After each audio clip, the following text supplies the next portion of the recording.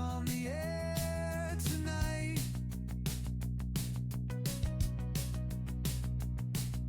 Something crawls in the pale moonlight.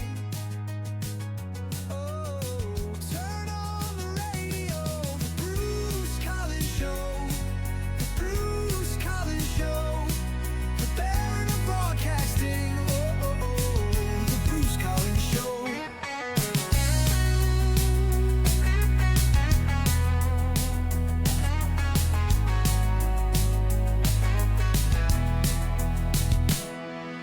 Chad Miles laughs, a wicked twisted sound.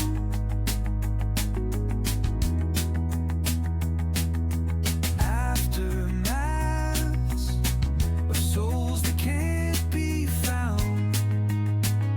Oh, turn on the radio, the Bruce Collins Show, the Bruce Collins Show, the Baron of Broadcasting. Oh, oh, oh, the Bruce Collins Show.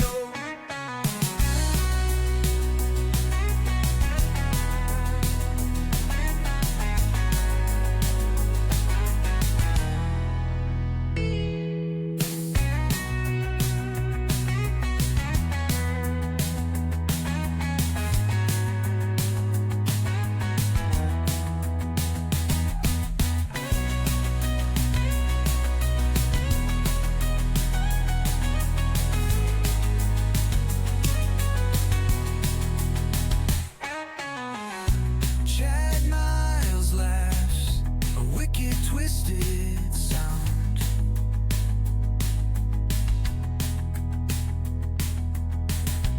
Aftermaths of souls that can't be found. Whoa, turn on the radio, the Bruce Collins Show, the Bruce Collins Show, the Baron of Broadcasting. Oh, oh, oh, the Bruce Collins Show.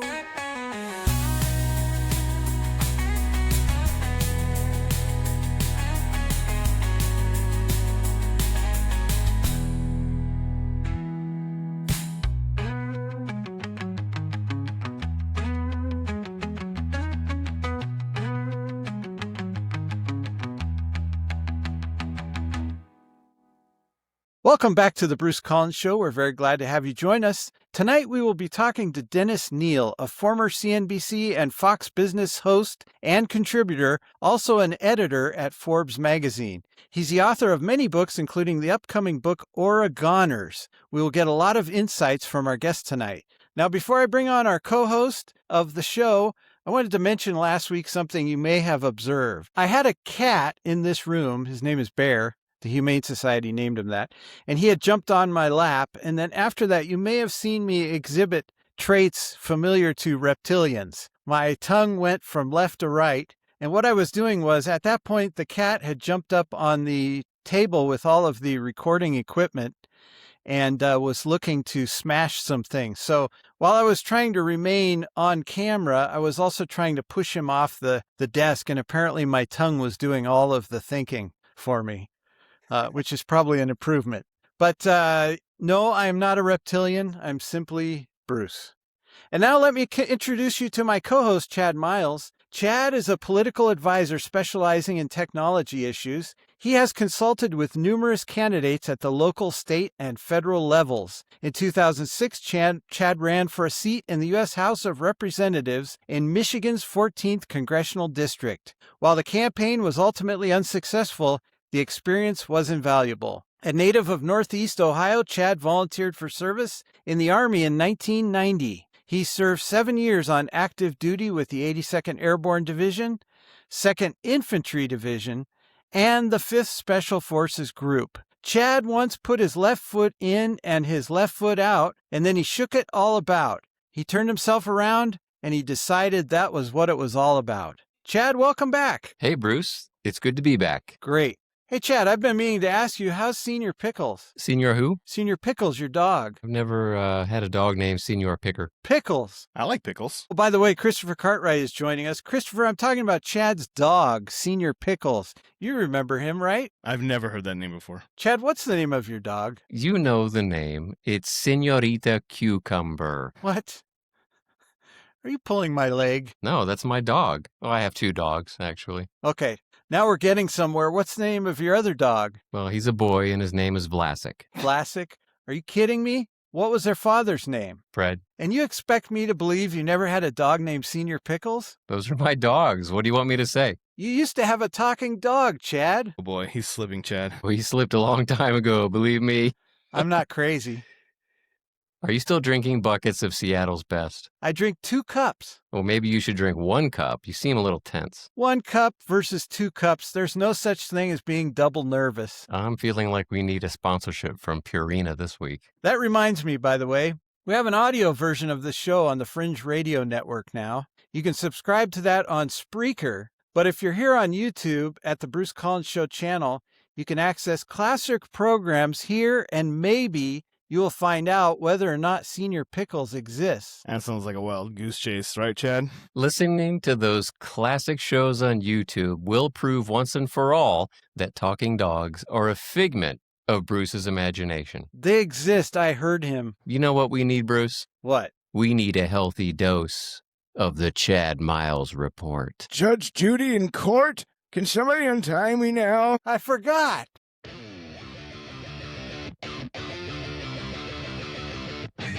The odometer spins like a clock on fire. Captain Doomsday preaching from a rusty wire. Headlines scream, they twist, they bend. The truth's a mirror that'll never mend. Chad Miles whispers, Chad Miles shouts. The world's a circus, full of doubts. Curated chaos, the news on repeat. The Chad Miles Report, where fiction meets the street. Spinning tales, breaking minds. The odometer ticks, truth's hard to find.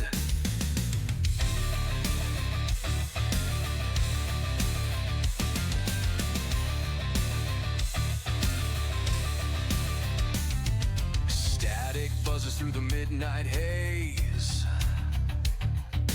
Doomsday rants in his cryptic craze. Every mile a story, every spin a lie. A satellite blinks in the dying sky. Who's the captain? Who's the clown? Turn it up, turn it down. Words like thunder, truth like smoke. This report's the punchline of the joke. Curated chaos, the news on repeat. The Chad Miles Report, where fiction meets the street. Spinning tales, breaking minds. The odometer ticks, truth's hard to find.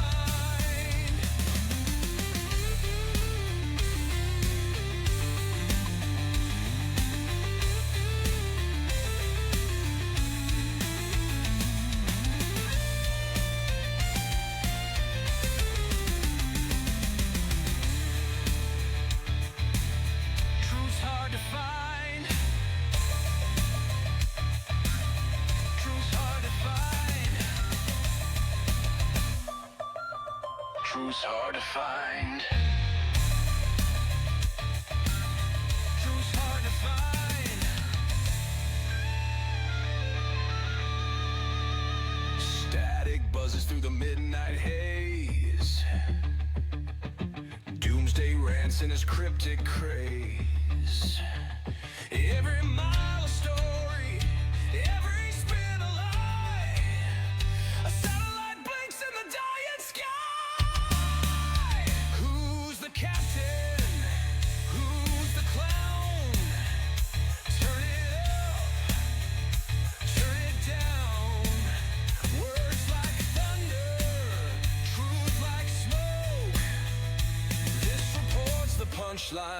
the joke.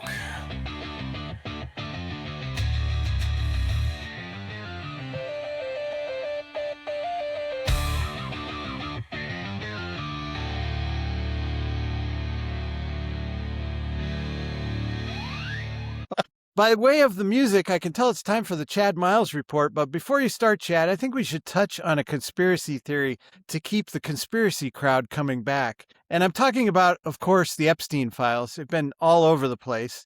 There was a document claiming that Biden died in 2019. He was shot, and an actor has been wearing a mask all this time, which actually has been a conspiracy theory of the last several years before the CIA unveiled those documents. So it's kind of interesting, right? We should have a poll for the viewers and ask them, what is your favorite Biden conspiracy? The Yeah. clone, the robot, or this mask thing? Somebody wearing a mask or Yeah. something. So there's let three me to take choose from. let me take the negative side, or the non-belief conspiracy side.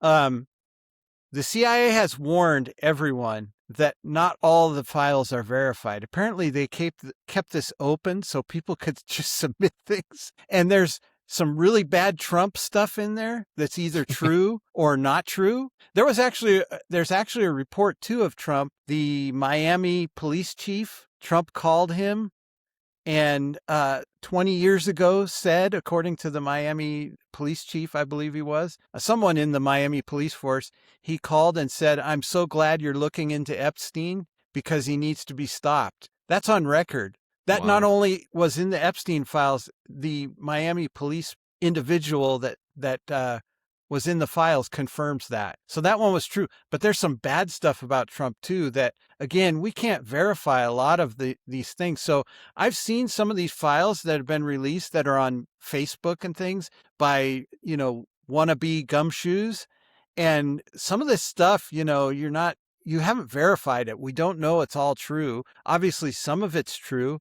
But there was one report about a WWE female wrestler named Ashley Massaro who was in the Epstein files. Coincidentally, she was brought up in the Vince McMahon case with Janelle Grant, and has committed suicide tragically years ago. But I don't think she's connected to the Epstein files. So again, I think the CIA kept their files open for anyone to report anything. And so a lot of misinformation has gone into there. So anyway, and on that happy note, and now it's time for the Chad Miles Report, otherwise known as the Chad Miles Report. Chad, take it away. Article number 1. Everything is up to date in Heber City, Utah, where the police department has been trying out an AI program that writes up reports based on body camera footage, according to Fox 13 TV, and this was reported on January the 4th. "I'm saving about 6 to 8 hours weekly now," said Sergeant Rick Keel.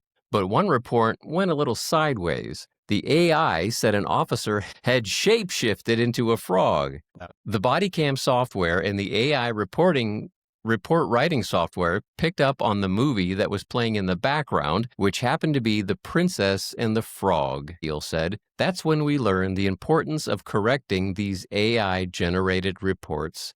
So much for all that saved time." That's according to Fox 13 on January the 4th. And now we know there's a policeman that likes Disney movies. No.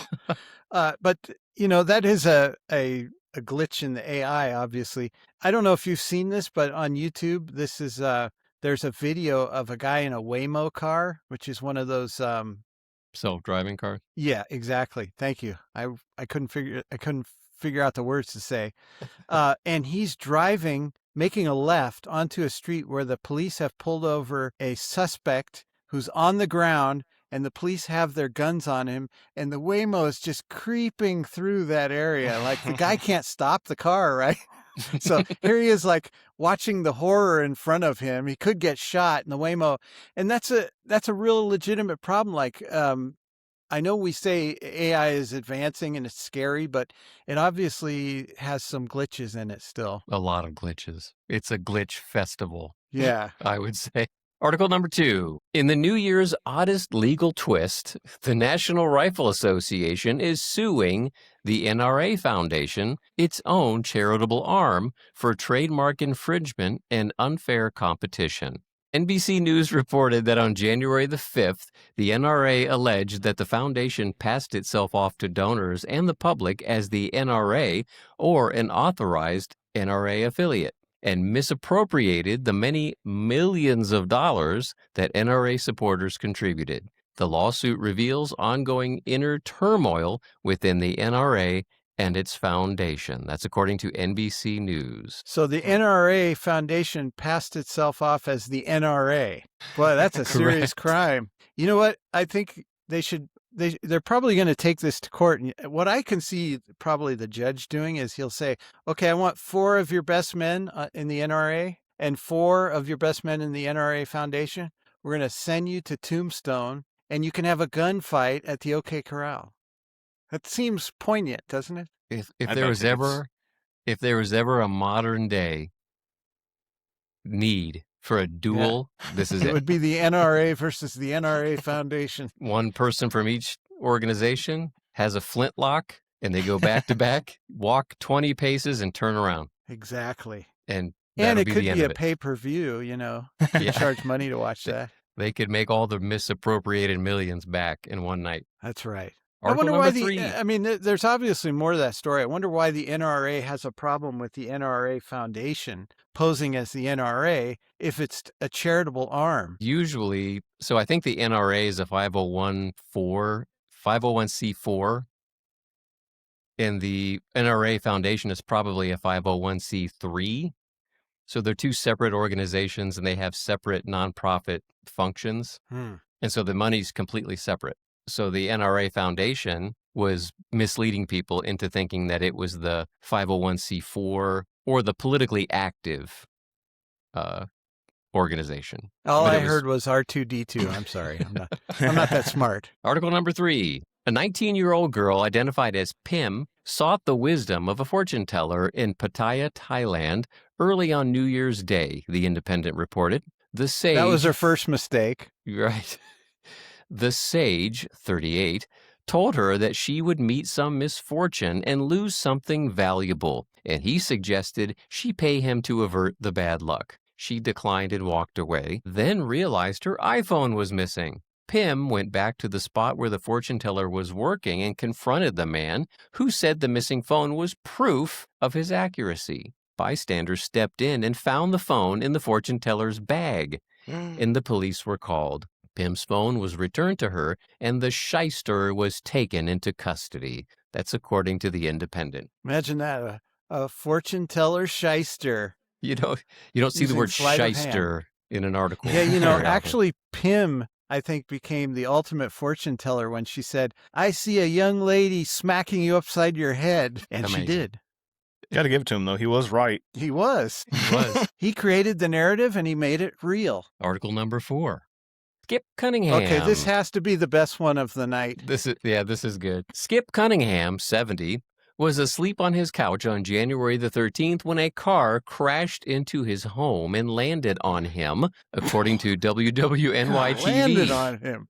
That makes it sound so much better, doesn't it? It just landed on him. This is him talking. I woke up, blood running down my head, and a car laying on top of me, Cunningham said. The guy's running around saying, sorry, sorry, sorry. I says, well, call 911. Just stand there walking around. I says, call 911. An ambulance took Cunningham to the hospital where he got 13 staples in his head. But on the way, trying to play out on his amazing luck, he asked the ambulance driver to stop so he could buy a lottery ticket. But they wouldn't stop, he said. Cunningham has lived in the house for 50 years and says cars have run into his home 5 times. And I won the lottery last time. This guy's got his priorities right. Yeah. Maybe Stop after the the ambulance. I need to buy a lottery after the first ticket. 3 cars, you might think about moving. Well, you remember in the Guinness Book of World Records, there was a gentleman by the name of Roy Sullivan. You can look this up. He was a park ranger. Guess what? Oh, yeah. He was struck by lightning 7 times. You would have thought after like the 4th time, he would have said, okay, that's it. I'm working at Burger King. After the first time, I quit. Why would you keep being a park ranger if lightning keeps hitting you? Like I'm this done guy's with this. this guy's in a house for 50 years and he gets hit by a car in his house 5 times. Once a Or decade. his house was hit 5 Once a times. decade. Where you would think he would just say, okay, I'm moving. 2020's here we come. When's it going to happen? Yeah. What year? And he doesn't seem to notice the car on top of him because he says, I woke up and there was blood running down my head and a car laying on top of me. Is there a I video thought it was clip my to that? blanket. We should find the video clip of him saying that instead of me trying to impersonate him. And they said the guy was running around saying sorry. Sorry. Think about how he got out of the car. Did he like open the door in the guy's house and get out of the car, stop the engine? Sorry. That is surreal. That's weird. He's like, you know what? My bad. Yeah. Let me back up. hold tight. Yeah. Let me No, you just stay rev there. the engine a little bit. No, don't get up. Yeah. I'm sorry. I forgot to put my blinker on. Article 5. This one's good too. Residents of Ogmore by Sea, Wales, were understandably puzzled when hundreds of small hobnailed shoes began washing up on the local beach, the BBC reported on December 23rd. What is hobnailed? No. Okay. The Maybe it's a mystery- certain kind of nail, I guess. I don't know. The mystery only grew deeper when expert analysis revealed that the shoes were from the Victorian era. So hobnails must be a Victorian era nail, Yeah. I'm guessing. Sounds Oh, right. wow. I just looked it up, and it's the shoes with all the nails all along the bottom. Well, that would be like, almost like a car landing on top of you. Sorry. Sorry you bought my shoes. The working theory is that an Italian cargo ship from that time, known to have sunk off the coast, has finally decayed enough to release some of its valuables to the ocean currents. The small size of the footwear is likely due to the fact that people had much smaller feet in those days, said Hobbits. local mudlarker Laura Makelam. And by the way, the hobby of mudlarking involves scouring riverbanks for historical artifacts. Yeah, sometimes from when the I want to BBC. brag, people say, "What do you do for a living?" I say, "I'm a mudlarker." I'm a bit of a mudlarker myself. Yeah.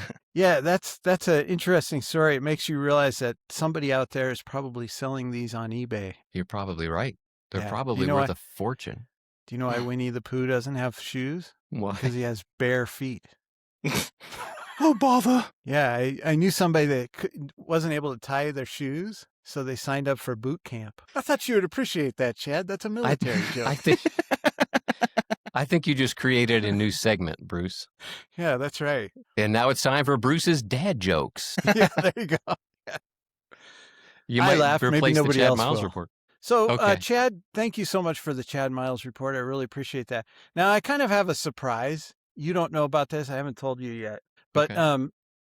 we're going to have a very special show next week, Chad. Really? Yeah, I found someone who knew you many years ago, and I don't want to tell you who. I don't want to reveal you. This is serious. But I ran into someone who wants to come on the show and actually talk about you. It's someone from your past. Okay, should I be suspicious?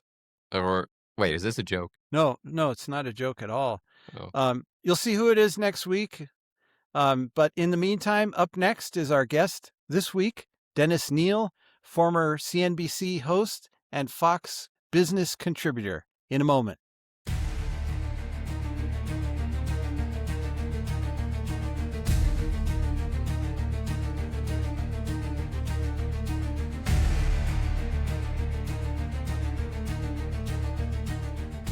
My guest tonight is Dennis Kneale.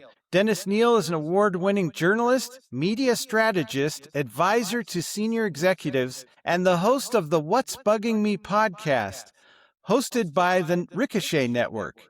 He was an anchor at CNBC and at Fox Business after serving as a senior editor at the Wall Street Journal and managing editor of Forbes.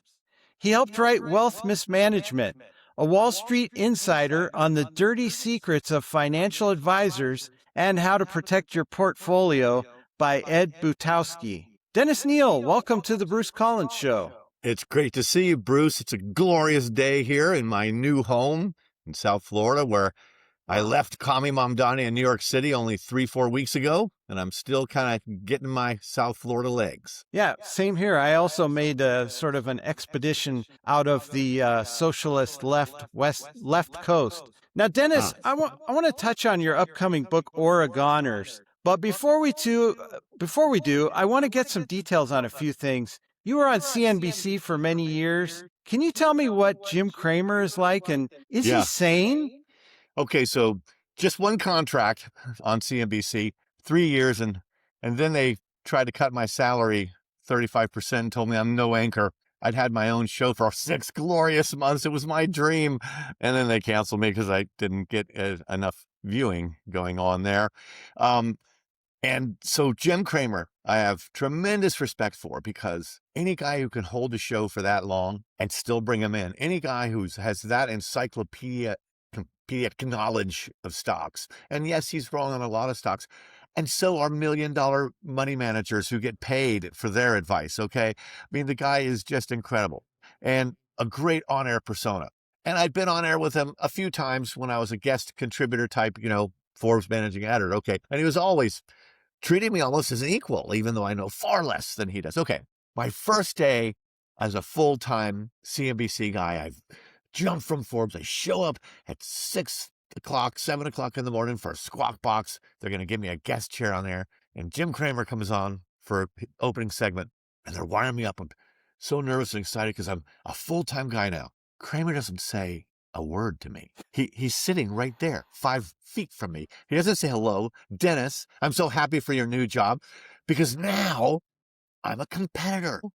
Every moment I'm on air could take away a moment that he would be on air. Now, he doesn't have to be nice to me. He might, so I was so shocked by that. And it was a lesson for the entire business of television. And later someone there told me, he said, you've had a career. You've been the managing editor of Forbes. You're at the Wall Street Journal. This is all they have. And every minute you're on air is in a minute that they cannot have.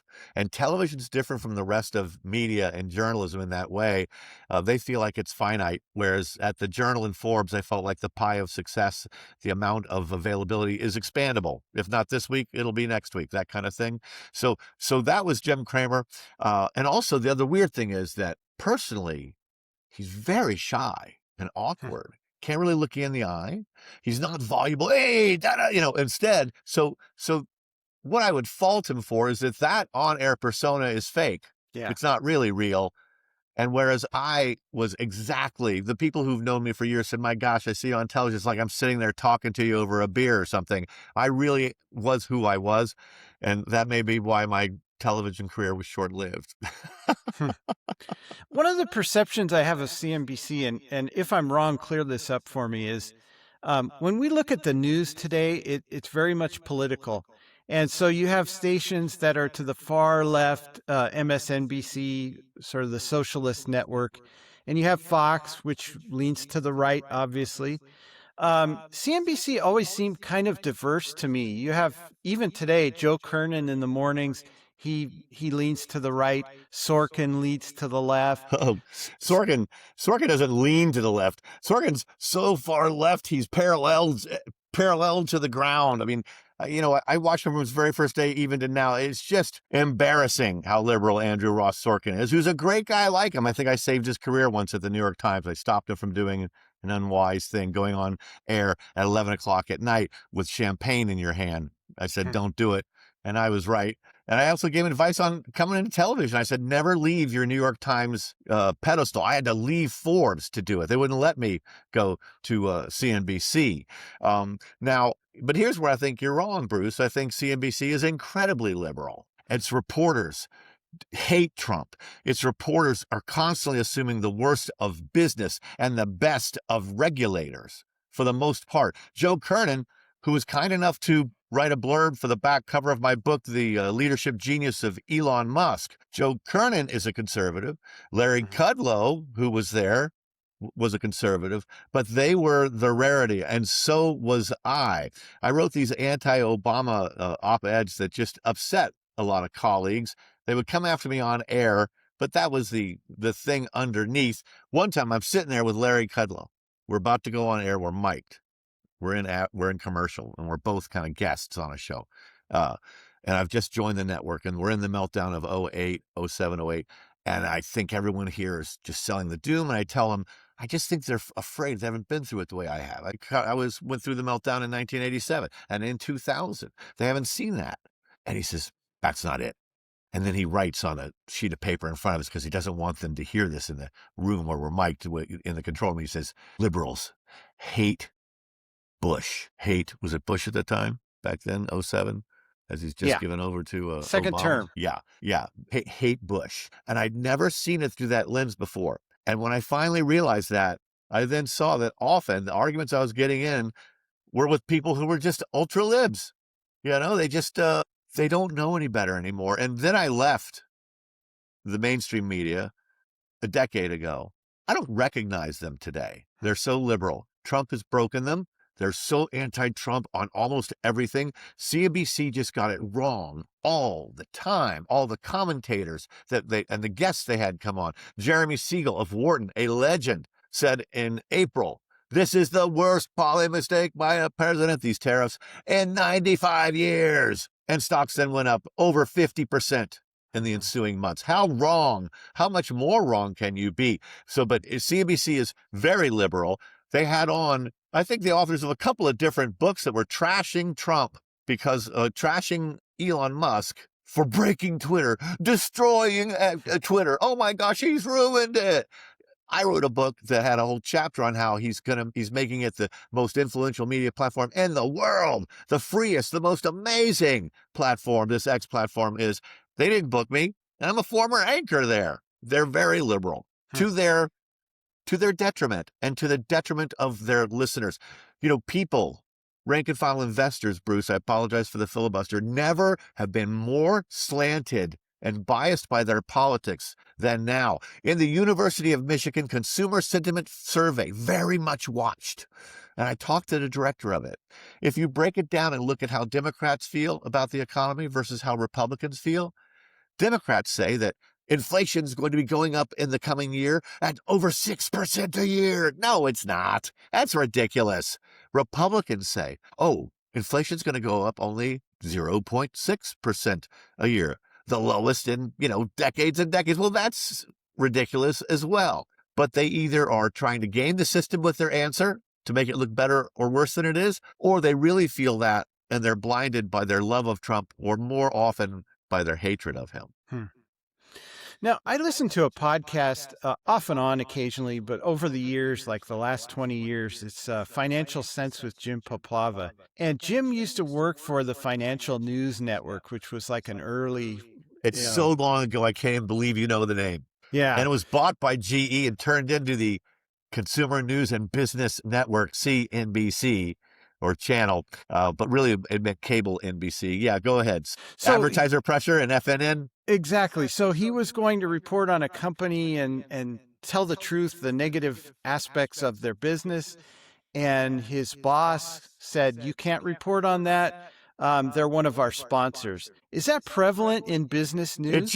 It just isn't. It really isn't. And in my 30-plus year career, never once at the Fort Lauderdale News, where I started out for 2 years, at the Wall Street Journal for 16 years, at Forbes for 9 years, at CNBC, at Fox Business, never once did any editor or executive ever talk to me about advertiser pressure. Now, if I covered IBM for the Journal and IBM was upset at me because they felt like I was too opinionated in a story, slamming them too hard, they called the editor to complain. I had to explain myself. They listened to the companies, but it was journalists listening not because, they're advertisers.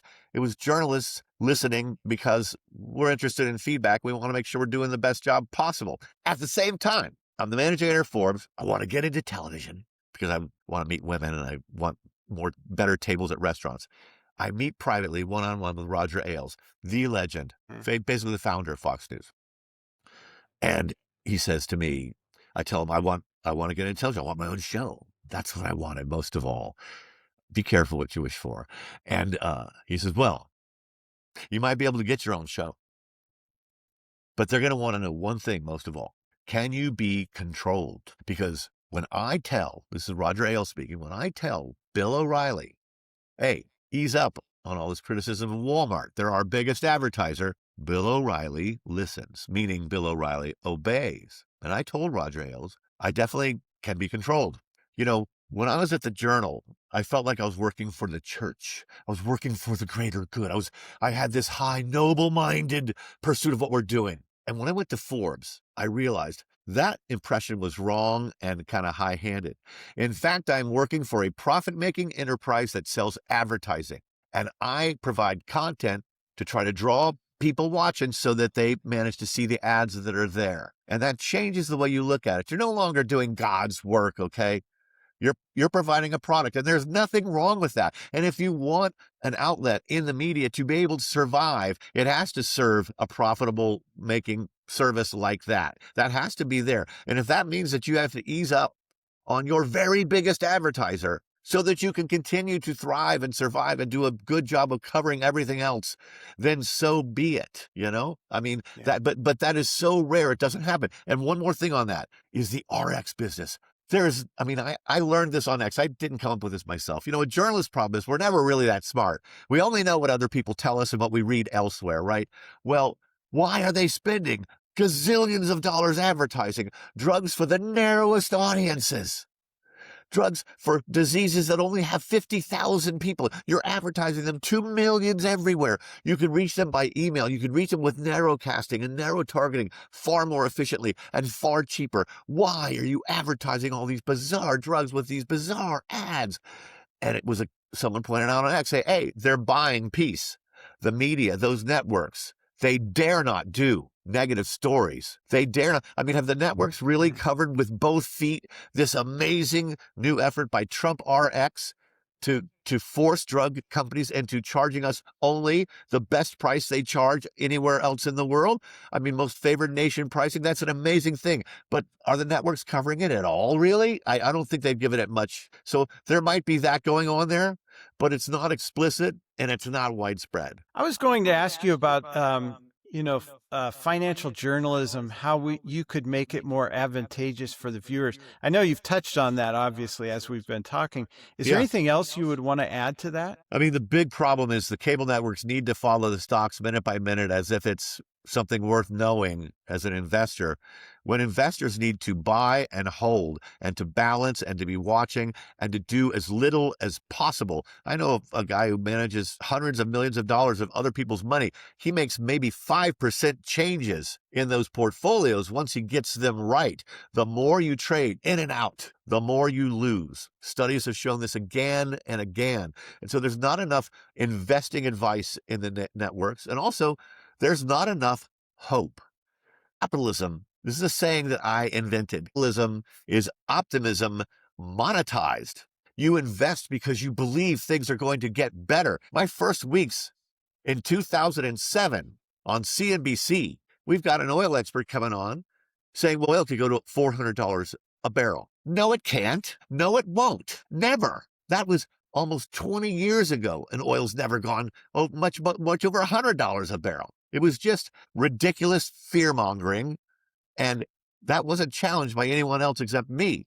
I mean, during the meltdown of '08, I kept looking for what they called at CNBC green shoots, because this is not the end of our days. We are the most amazing country, the most creative and innovative economy and people in the world, and we cannot be destroyed, and we will come back no matter what. And there is not that sense when they're shilling fear on the cable networks, both the news networks and the financial networks. There's not that sense of, hey, we're going to be okay.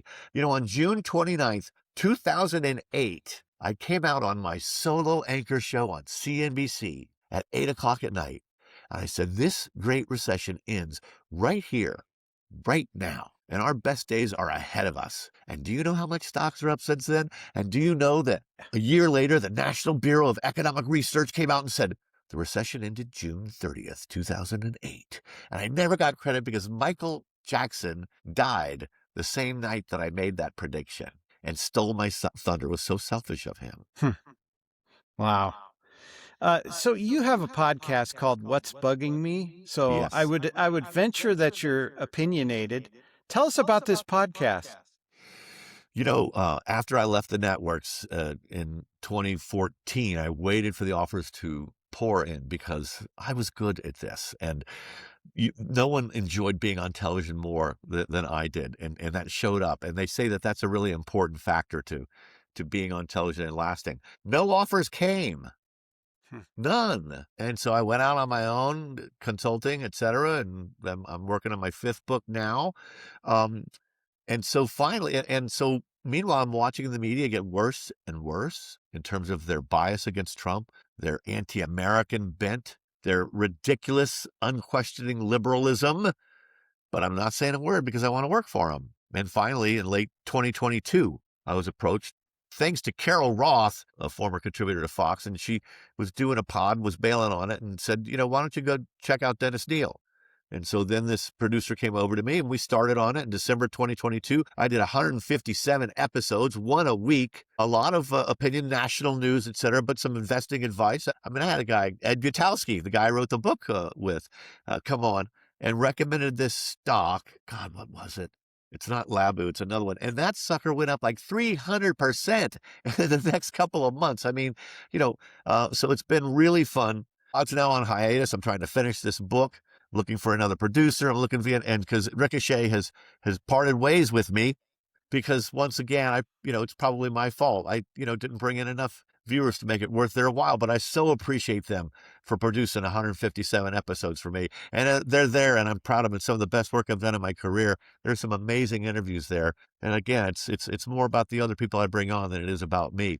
But I urge you to check that out. I'm awfully proud of it. I'd like to promote it more on the X platform, where I've praised Elon as saving free speech, where I had a whole chapter of my book, chapter 6, I think it was. Free speech is everything, and Elon Musk is great for doing this. They've silenced my account permanently. They say I can't open a new one because I broke some rules. I don't even know what I did wrong. It is the most ridiculous thing. It is done probably either by bots or third world contractors. I mean, guys, don't you know who I am? And apparently they do. So I'm trying to get back on, but I've been denied appeals 3 times already. It's just, I can't even believe it. And it just, what's that old saying about no good deed goes unpunished? I mean, it was controversial to side with Elon. He was hated by half the country for getting on with Trump. Then he was hated by the other half when he turned on Trump, whereas I'm, praising the guy. But yeah, go ahead, X. Silence my account. It's so sad, and it's just ridiculous of them. Status quo for social media.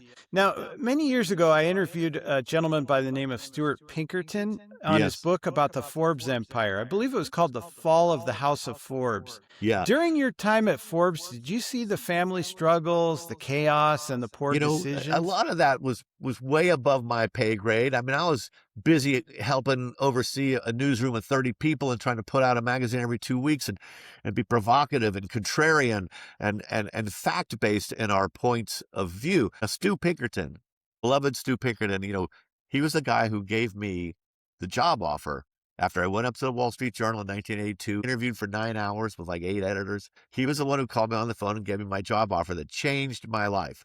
So the late Stu Pinkerton, so I certainly feel affection for him. Yeah, but as far as that, I mean, I did see some things, right? Look, I joined in 1998. I surfed that baby all the way up to the .com boom when we had huge fat magazines and all kinds of business coming in the door. Then the crash happens and we have to cut back. They sell for $125 million, the Russian royalty collection of bejeweled Fabergé eggs. They end up selling the Forbes yacht, where I ended up meeting a woman who many years later I would end up marrying. They ended up selling the Trinchera Ranch, which had 3 mountains in its land, where I went trout fishing on a company, retreat. They ended up selling Forbes itself with, I think, Steve Forbes perhaps, or maybe the whole family retaining only a 5% stake. And so that's all the bad news. But here's where I salute them. And here's where I was wrong. They ended up opening up their .com like crazy to thousands of contributors, people grinding their own axe. I mean, it was just ridiculous that you had, 30 or 40 of these journalists that were trusted by the readers and they're really good. And now you're going to just give this online platform to thousands of people.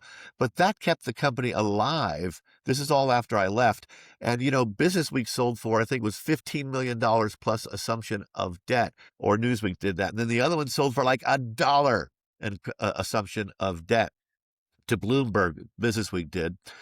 And Forbes, it changed hands at, I think it's between $200-400 million. First with this Silicon Valley firm that invested, then they sold to Asian, and I think Asians might have sold to other Asians, but Forbes has an amazing brand around the world, and especially in Asia, as pro-capitalism, pro-business, pro-entrepreneur. And, there's a guy named Will Adamopoulos in Asia who did a lot of that for the company. And I salute them because they still had that high value after the internet and free content everywhere had destroyed so much value so many other places. So we're going to talk about your upcoming book, Oregoners. It's not out yet, but it will be soon. This year. But before we do that, as you said, you wrote a book about Elon Musk. Can you give us a teaser of that book? Yes. So it offers 11 lessons of Elon, because I love alliteration, that we could borrow from Elon to live a better life, a bigger life, and have a better career. And these lessons that I learned by watching Elon, I sent him email after email asking for an interview. He responded once to say, cool, that I'm writing the book, but I've said all I have to say, after which he then went on to say plenty more everywhere else, but at least he responded to me. I once gave a speech, a really good one, look it up, where, no is just the start of not yet. A no from a human being today is a relationship. So I was happy to hear back from him. But lessons like, most people are loafers, work harder than you ever have before, dream huge, and be willing to spend decades in pursuit of it, okay? The most likely outcome in life is the most ironic one, the most opposite of what you either expected to happen or tried to make happen. There are examples of this. Reduce, cut back in your life, get rid of possessions.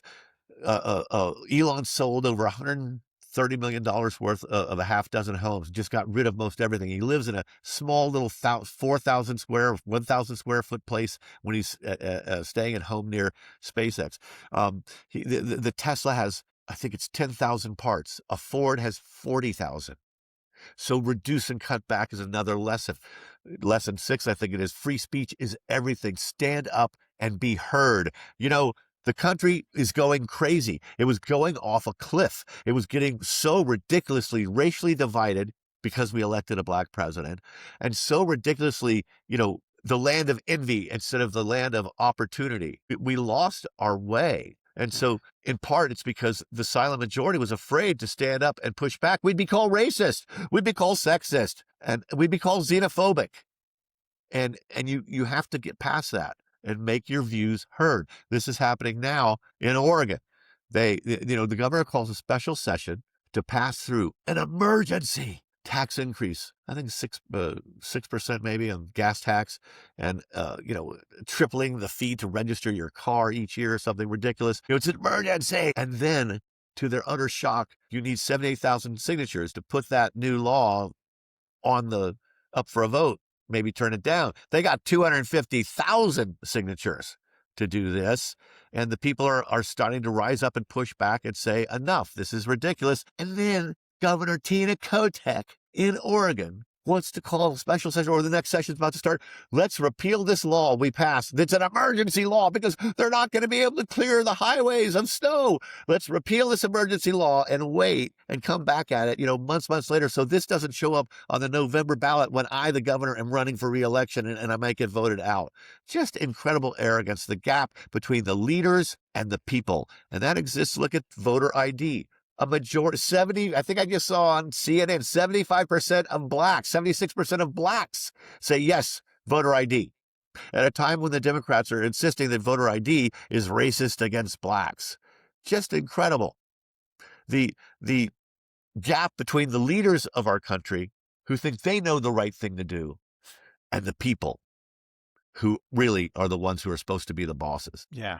Now, as we said, your upcoming book is Oregoners. I'm really looking forward to this book coming out, Dennis. I know I will get a copy, and I hope others do too. Now, I recently fled California. I moved to Arizona. I know you fled Oregon. Fled When Brooklyn. yeah, when we look at these cities, though, that are Democratic strongholds, they're the worst cities in America in terms of crime and poverty. And the states that are run by, socialist regimes like the left coast are also in trouble. Why is socialism then so popular? Because libwits, ultra liberals, and the naive young, they believe in what should be, and they believe in the virtue signaling upside of taking a stance rather than what the results are. You know, I learned listening to Mark Levin's podcast. I learned a lot about what it is to be a conservative. And he talks about how conservatives are fact-based. They're looking at results. They want to conserve what works and change what doesn't. And liberals just want to dream. And so they're never assessing the real results of what they do. And then what happens is you promise them free stuff. And also you've got the academia, for 20 to 30 years, turning out people with liberal principles. I mean, I think there's just few things are more unattractive and disappointing than an ultra-liberal man in his 50s.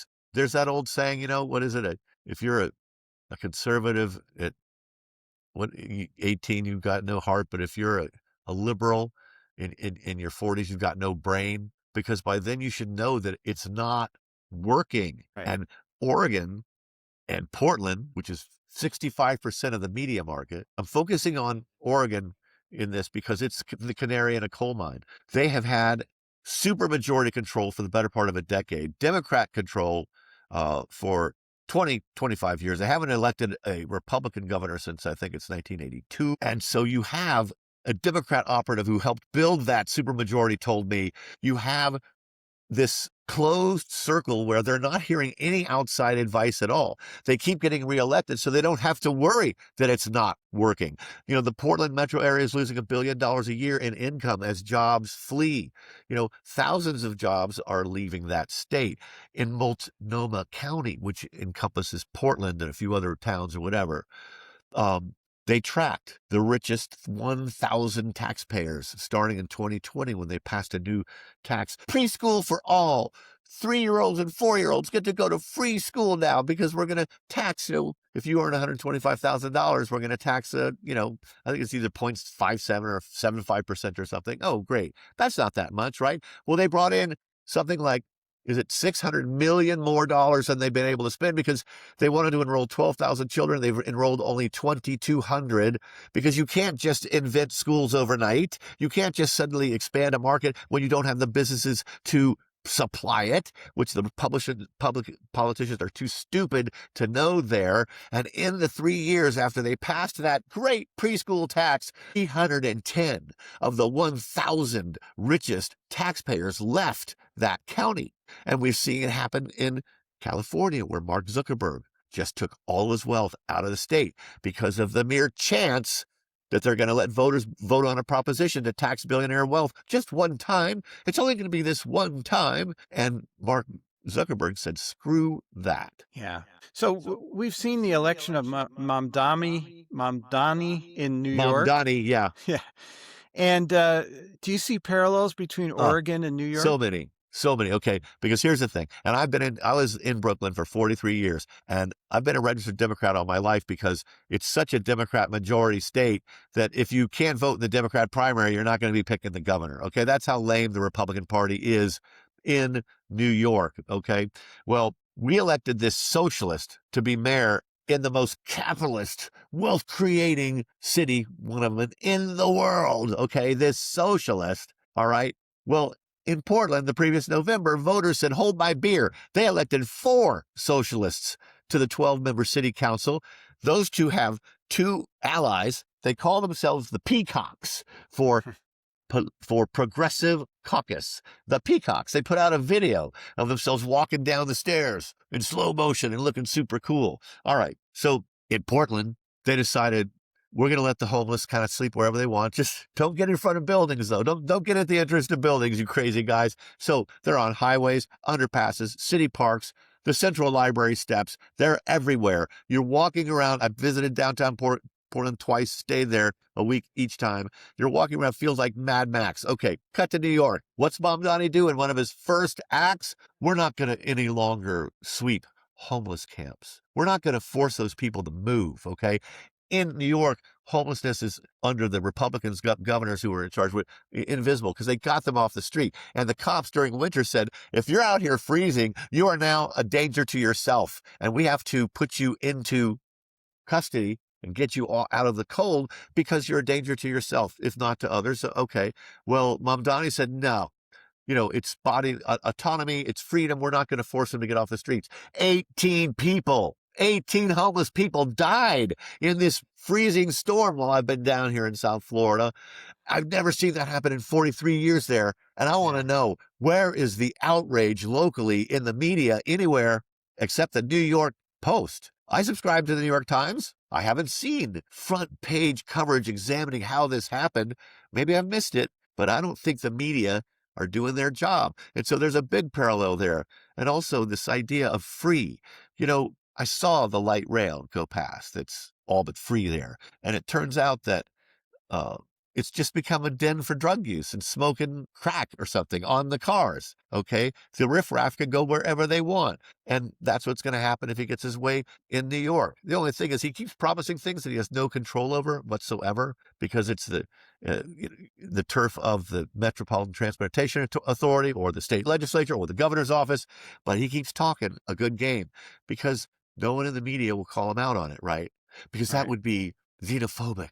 That would be anti-Muslim. This guy is anti-American. He's anti-Jew. I mean, at midnight, I think it was, his first orders were to wipe out all the executive orders that his predecessor, Eric Adams, put in place from September onward. Well, that includes 2 measures going after anti-Semitism and saying, protect Jews from anti-Semitism. And he got rid of those. And he's a Muslim who's already, worrying the 2 million Jews in New York. And yet he did that anyway. So yeah, there are plenty of, and also he wants a billionaire tax. He wants to tax the rich. Well, Portland has the second highest tax rates, 14.6%, I think it is, second only to New York. The difference being that if you are the victim of a violent crime in Portland, you are lucky if you can get the cops to respond in, I think it's 20 minutes. In New York, that response is much better. In Portland, if your car gets broken into, don't call the police. They don't come. You have to go to a website and fill out a form. And again, we're speaking with Dennis Kneale. He's the author of the upcoming book, Oregoners. There's a lot of chatter out there about this book. And you mentioned the light rail. I moved from Sunnyvale, California to an area outside of Tucson, but nearby. And the exact same problem is happening in Tucson. They made the light rail free. And so now the homeless people have dispersed all over the city, and they have people being assaulted on the light rail and all sorts of problems. So these are lessons that just don't get learned. They make the same mistakes over and over again when they take over a city. Absolutely. And I've had Portlanders and Oregonians tell me that, here in Oregon, we reward bad behavior and we punish good behavior. Here in Oregon, we view the homeless as noble victims of capitalism, which simply isn't true.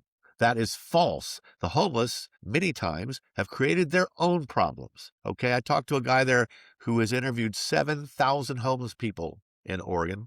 His name's Kevin Dahlgren, Dahlgren. Please follow him on X and send him some money. The guy's going broke doing this kind of stuff. He estimates 80% to 90% of the homeless have drug addiction problems, and maybe 70% have mental illness problems. I mean, they're on drugs in part because of their mental illness, and they're mentally ill in part because they're on drugs.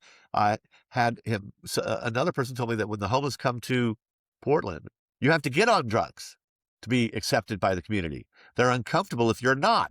I had a driver that I hired to kind of show me the city and surrounding areas for a full day. We drove past a place downtown where 3 fentanyl pills were selling for $1. It's just crazy there. And yet they don't enforce the laws. In 2020, voters approved legalizing basically even the hard drugs. And do you know that there were 77 fentanyl deaths in 2019 before this law passed? And some 3 years later, there was like over 1,000 fentanyl Wow. deaths. It was a 1,500% increase. Just incredible, the things that happened there. And yet, the Democrats just keep getting reelected. So no one's saying, hey, maybe we're making some mistakes here. In the Portland metro area, they spent $727 million the last year on homeless services. The city doesn't have programs. The government, the metro government, there's one as well, another layer, doesn't have programs. They just hand all of the money to NGOs who have no accountability. They don't have to give any reporting on what they do with it. Where's that money going? There's 7,000 people homeless in Portland. I think it's 20,000, 24,000 statewide, and 27 million in one metro area. What is happening to that money? They give them so much food that it turns into feeding the rats, because the homeless can only do so much in terms of eating. They give them tinfoil to snort their drugs off of and chase the dragon. You light it underneath, apparently. They give them clean needles. I mean, it's just craziness. As one former district attorney told me from there, he said they're just hell-bent on making this the welfare state. They don't use that word, but they say, in Oregon, we take care of everyone. He said, everyone doesn't need to be taken care of. Some Right. single mom who's poor with no job and hungry kids, yes. But this guy says 25% of the people on food stamps in Oregon are 25-year-old men, able-bodied men. And Oregon has 1 in 6 people on food stamps. That compares with 1 in 8 people nationwide. That's a 30% higher rate. Yet Oregon is either, I think it's 14th or 20th richest state in the country. This is craziness.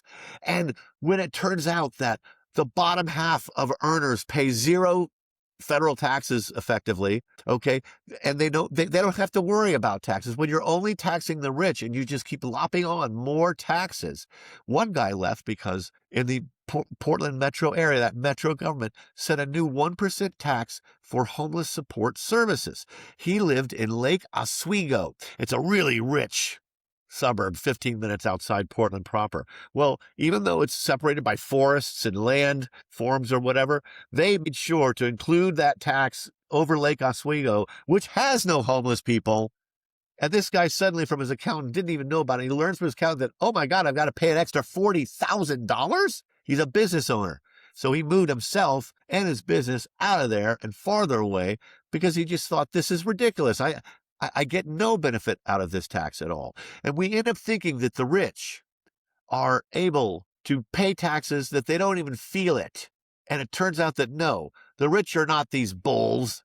The rich are gazelles. And they'll flee at the slightest rustle in the glass. The government is coming after their money.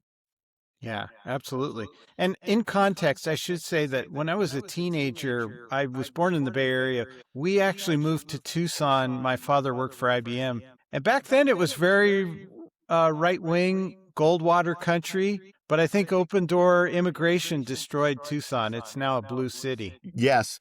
And also, though, it's cast-offs from the other high-tech tax states who bring their politics with them. Yeah. In Oregon, 31,000 people leave the state of Oregon every year, and they go to California, which is just, frying pan into the fire. What are you thinking? It's quite bizarre. Retirees go to Florida and Nevada. I forgot where I was going with that, and I forgot what the nature of your question was. Well, just the fact that Tucson was originally Yes. Republican. And it's turned blue, right? Yeah. And it was turned blue.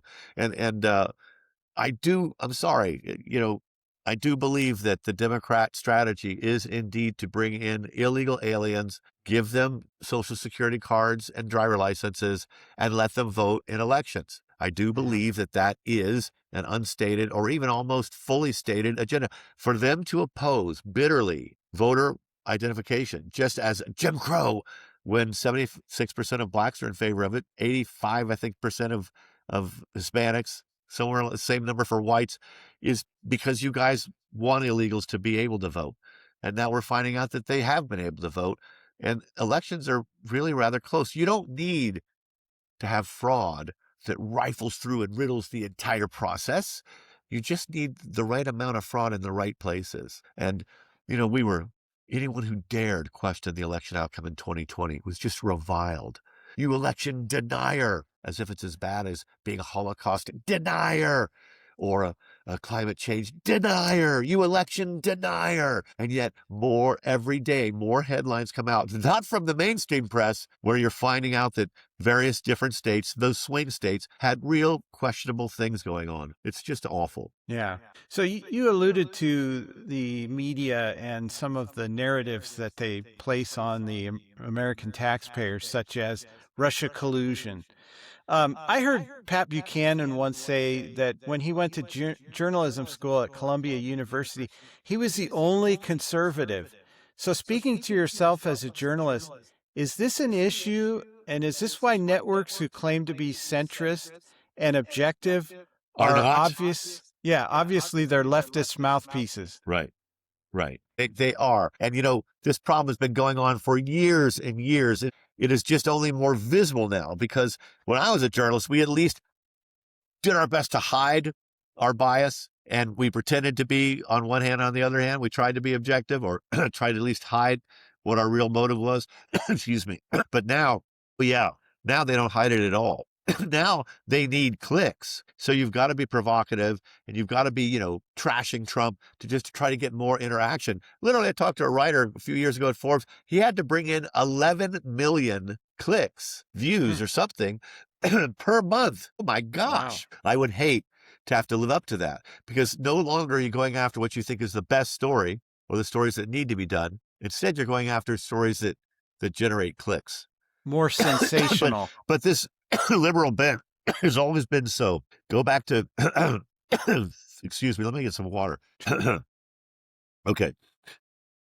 But this liberal bent in the media has always been so, really. I mean, I was at my college paper in the late 70s. And when I was the editor, I was kind of one of the only ones on staff in favor of the death penalty. All the other kids were against it.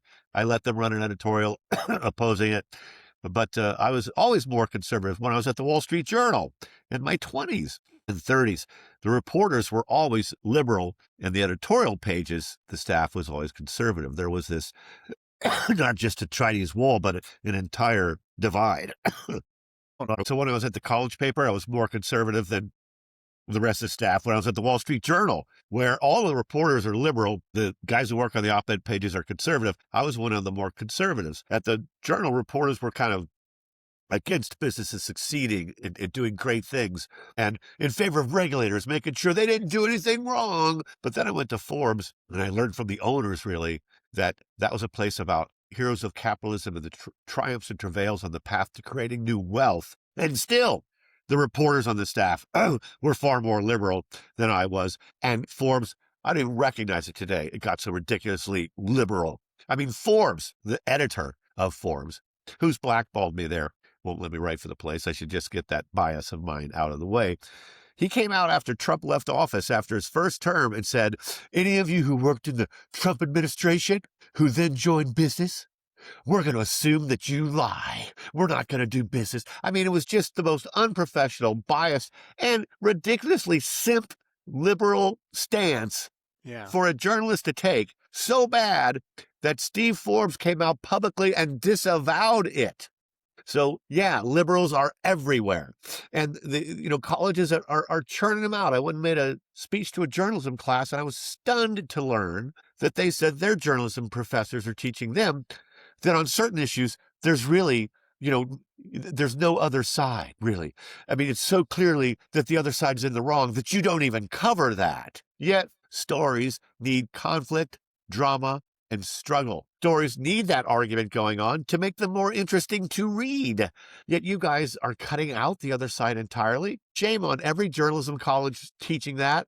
Shame on every journalist practicing that. That's why I started my podcast, What's Bugging Me. That's why I spoke out. And that's why I still haven't been hired by my old networks, Fox Business and CNBC. Now, again, we've been speaking with Dennis Kneale. And Dennis, in talking to you, I've had the honor to speak to you now. And one of the things I've realized is you're an optimistic person. But when we look at the things that are going on in America, I have to ask you, does capitalism win in the end? Yes, capitalism wins. because capitalism serves the needs of the people. The stuff they don't need, the stuff they don't want, it doesn't succeed in capitalism. It goes out of business. Capitalism can succeed only by serving the needs that we want them to serve. And it's just an amazing thing. You know, I learned to admire business at the Wall Street Journal. I learned to love capitalism at Forbes. And capitalism, let's remember, I think it's something like across Asia, 1/3 of the entire population was lifted out of poverty in the past 10 or 20 years. 1/3 of the entire by capitalism coming to Asia. It's, you know, capitalism. Shanghai has been practicing capitalism for, I think it's 500 years. Even in China, capitalism works. If we can overtake Cuba and change them in a heartbeat with capitalism instead of, you know, trying to hold everything back from them. Capitalism, I think, does an amazing job. Now, in China, it has failed to free the people. The Chinese government has been able to introduce some capitalism here and there, but it's largely failed to replace the government. You know, President Trump, I think, might be remembered as the most capitalist president. His diplomacy is business development. He's claiming $18 trillion in investment. I'm sure it's an exaggeration, but let's say it's half that. $9 trillion in new investment because he asked for it, because he campaigned for it. And he knows, Trump does, that if countries trade with each other, they will avoid going to war with each other. And those first Abraham Accords, that's what it did. You know, Israel has a business relationship going on with the UAE, and then others can step in and do that. And as President Clinton, former President Clinton once told me when I talked to him for 10 minutes once at the World Economic Forum, he said, if we can get a Palestinian kid on the West Bank, you know, a job, and he's able to buy a refrigerator for his parents, the first ever for the family, he's going to be less likely to strap a bomb to his chest. Now, cut to 20 years later or 15 years later, and Trump and the idea of rebuilding Gaza. Trump sees everything through the developer lens, you know, and he sees everything as a project that could be invested in and improved, and that will lift the lives of the people who build it, of the people who end up working there, and of the people who go there. And capitalism does that. And no other form, no other approach does that. And if because of that, oh my gosh, we have wealth inequality. Oh gosh, don't cap the rich. Find a way to make the poor richer. Give companies tax incentives to hand out stock to their employees. You know, Piketty came out, Thomas Piketty came out with a book that sold more copies and was less read than any other book in history, except for Stephen Hawking's A Brief History of Time. He came out with Capitalism in the 21st Century, and he called for $2 trillion tax every year and giving it to some central place to hand out. That is the stupidest solution. Instead, let's look at Amazon and Jeff Bezos. I think he's worth maybe it's $300 billion by now. That's just too much. That's terrible. But wait a minute. He invented a company, Amazon, that's worth over $2 trillion. That means most of that $2 trillion is held by other people. That stock has made millionaires of people. That stock funds nurse pensions that own the stock. Well, that $2 trillion is held elsewhere because that guy's worth 250 or 300 billion. He employs 1.2 million people who are earning a minimum of $21 an hour, I think it is. Okay, be happy for them. Plus, I get really well-priced, high-quality goods shipped to me in a day. That makes my life better. Capitalism did all of that. Government did none of it. And Walmart has done more for poor people in this country than what is it now? It's probably upwards of $20 trillion spent since the War of Poverty was declared in 1964, enslaving those people to government assistance. Walmart's been an incredible gift for poor people. They end up getting huge flat screen televisions for a couple $100, and that does make their life better. And yet we decry Walmart. It's just stupidity. Yeah. Last question. What do you hope the readers of your upcoming book, Oregoners, take away from it? Also, do you have a release date? I don't have a release date because I'm still writing it. Oh, okay. I mean, as we speak, I literally, writing, I finished a new chapter day before yesterday, and I'm starting on another chapter of it. So I don't know. But what I want is, because I keep hitting this table, because Oregon is the canary in a coal mine for blue states and blue cities. I want to wake people up. I want to, I've said this before, because when you come up with a good line in an interview, you end up repeating it everywhere because you should, because it works. But it's like the moment in the movie Ghost where Whoopi Goldberg's trying to warn Demi Moore. And she turns to her and says, "Molly, you in danger, girl." And that's what I want this book to do, to wake people up in those blue states and blue cities and realize we're headed down the wrong path. Look at how bad these guys are doing it. Look how hard it is for them to reverse it and fix it. And we got to wake up and do something about it. And we got to start voting to do something about it, and voting with Excellent. our feet. Yeah, absolutely. Again, we've been speaking with Dennis Kneale. He's the author of a book about Elon Musk. What's the title of that The book? Leadership Genius of That's Elon right. Musk. 11 lessons for Elon to live a better life. Excellent. And the upcoming book, Oregoners. Dennis Kneale, thank you so much for joining us today, and I hope we can have you back sometime. Bruce, you are so generous with your time. A little of me goes a very long way. So this is a very courageous thing you're doing on my behalf. I thank you, sir. Thank you. Okay. Hey, thank you for joining us this week. Really appreciate it. If you would, please like this video and subscribe to the Bruce Collins Show channel. That helps us a lot with the algorithm so we can spread this show over many eyeballs. Also, I have another channel if you're interested. It's Bruce Collins Reacts and Stuff, where I look at some of the mysterious, interesting videos out on YouTube and I react to them. I think you'll like that too. In the meantime, we'll see you next week. Thanks for joining us. Take care.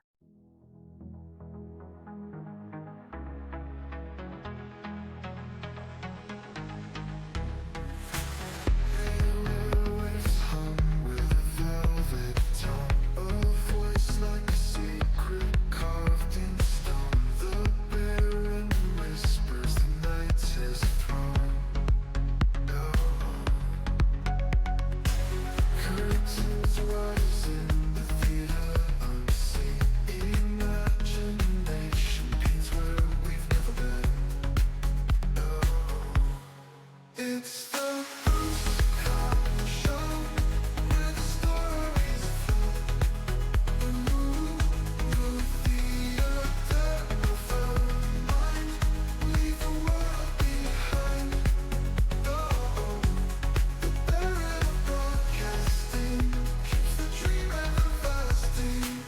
He weaves the dark with a thread of gold. A million tales in a world untold. Late night whispers never grow old. Oh, oh. Close your eyes, let the static spark. The voice of the Baron ignites the dark. Ideas soaring, breaking apart. It's the Bruce Collins Show, where the stories flow. Move theater of our mind, leave the world behind. Oh, the barrel of broadcasting keeps the dream everlasting.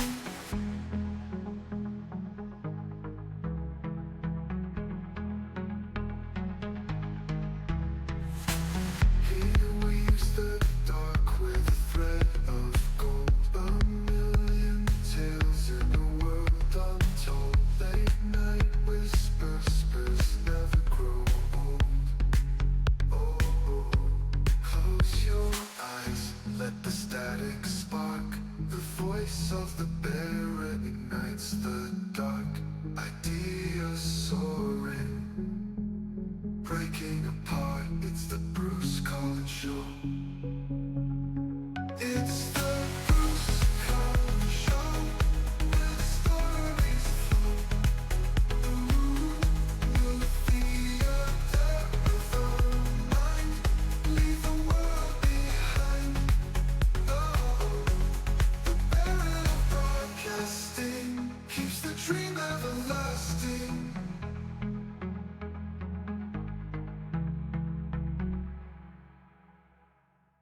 It's a wrap, falafelites. This has been a Bad Yodeler production. Good night.